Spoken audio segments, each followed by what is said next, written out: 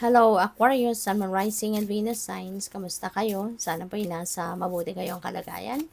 Welcome back po sa Star Tarot. At kung bago kayo rito, welcome din po kayo. Please subscribe, like, share my videos, and leave me a comment kung nakaresonate kayo. Thank you. So, first card ninyo, apat itong lumipad. No? So, ayan. So, first card ninyo, intuition. No? So, magiging on point ngayon ang inyong intuition. Magiging malakas ang inyong radar sa ngayon. Kaya, mas magandang pakinggan mo ito. Mag-tune in ka sa inyong intuition. Give yourself time to breathe. Okay? Give yourself time na makapag-solitude kayo para mas marinig ninyo, malinaw, no? Yung messages ng Divine Universe para sa'yo. Kasi yung intuition ninyo on point sa ngayon. So, pakinggan ninyo yung inyong gut. No? Listen to your gut para na ma-pick up ninyo kung ano yung mga messages ng divine sa inyo. Pwede rin na meron kayo ritong, kasi si clairvoyance, this is psychic seeing. Diba? Pwedeng meron kayo ritong mga visions. No? Maaaring may mga visions dito din na ipapadala sa inyo ang universe. Kaya mag-pay attention din kayo dyan sa mga flashes, no? Yung parang biglang may imagine ninyo or parang makikita ninyo sa isip ninyo yung pwedeng mangyari. No? Yun, yung mga vision na sinasabi ko. So, we have number 22, manifestation. Wow, napakaganda. Nandito kayo sa higher energetic frequency. High vibe kayo. Magiging mataas ngayon ang level ng inyong vibrational frequency, and you will be able to manifest now whatever it is that you want to manifest in your life. 'Di ba? Magkakaroon kayo rito ng kapangyarihan, no? Extrang kapangyarihan, magiging mas sensitive kayo sa ngayon, no? At pwedeng mangyari na ngayon ang mga pinapangarap ninyo kasi you will be guided, no? Kung papaano ninyo ito i-manifest. Alright? So, napakaganda nito. So, what else? We have stability, support, connection. So, feeling ko dito, maraming, no, ang connection na pwedeng dadating. Maaaring mga connection ninyo ito sa pwedeng mga new clients, customers, mga ganyan kung nagbe-business kayo, or maybe you are also building new connections, no, sa pwedeng magkakaroon kayo ng mga bagong pagkakaibigan dito. And yung mga taong ito, no, these connections that you are going to build sa ngayon, no, maaaring sila yung makakatulong sa'yo para ma-establish mo, magkaroon ka ng support through these people, no, para ma-establish mo yung mga major areas of life mo.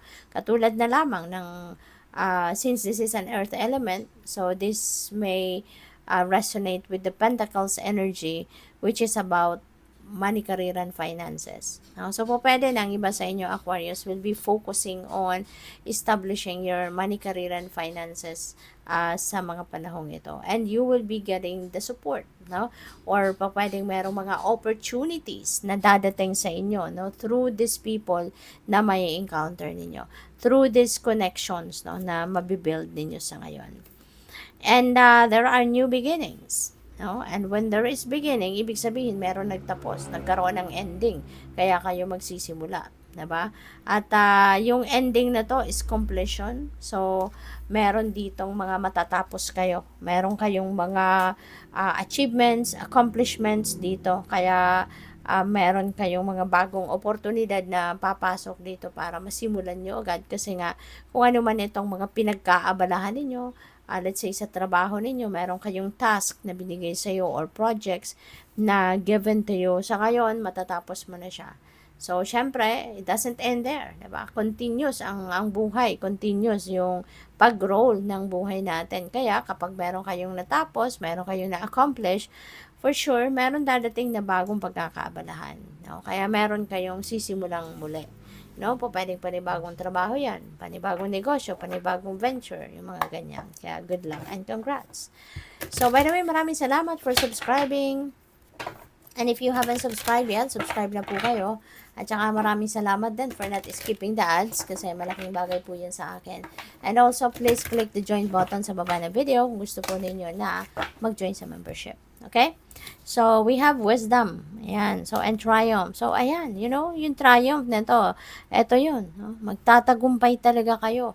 And also, meron kayong manifestation, diba? So, you are going to manifest also the things that you've been working on for so long siguro. So, that is also your tagumpay. So, iba't iba, no, yung tagumpay na makakamit ninyo rito. Po pwedeng ito yung pinagsikapan ninyong ma-manifest, no? Maybe that is abundance, prosperity, happy family, good life, no? So, depende yan sa inyong sitwasyon. And or, pwede rin, no, na yung completion na to sa trabaho ninyo. Pwedeng sa negosyo ninyo, 'di ba? So, marami ang pwede ninyong pagtatagumpayan ngayon. Depende sa kung ano yung pinagkakaabalahan ninyo, depende sa kung ano yung pinag-effortan ninyo, hindi ba? So, we also have wisdom. Napakaganda rin ito kasi ano kayo, no? You are not kuripot doon sa kung ano man ang mga natutunan ninyo sa buhay, ano man yung mga kaalaman ninyo sa buhay. You are going to um, share your lessons in life. You're going to share your wisdom. Ano yung mga natutunan ninyo sa buhay in the past, the lessons that you have learned in the past. You know, you are going to share that also with other people. No? Pwede kasi na pwedeng iba sa inyo teacher, pwedeng academic teacher, pwedeng spiritual teacher, pwedeng kayo din ay mentor, no? Maaaring kayo ay spiritual guide, spiritual counselor. Kaya ano kayo, no?